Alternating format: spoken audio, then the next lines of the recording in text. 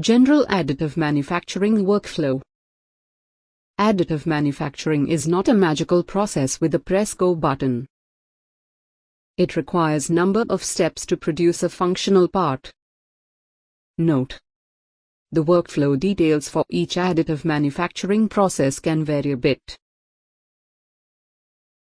However, the basic additive manufacturing workflow applicable to all the processes is: create 3D object model, create additive manufacturing build model, slicing model into layers, build, print, post-processing, inspection. The general additive manufacturing workflow comprises steps such as: Step 1. Creating a 3D model using a computer-aided design software.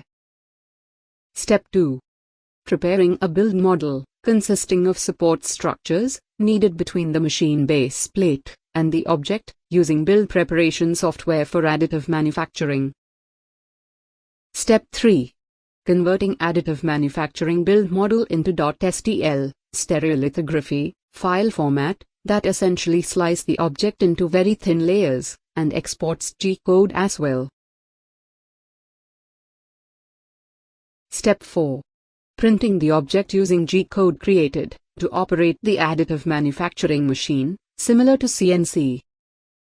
This information defined in the form of G-code, computer numerical control programming language, guides the path of a nozzle or print head, and precisely deposits material upon the preceding layer, or a laser, or electron beam, selectively melts or partially melts a powdered material, and fuses it with the underlying layer.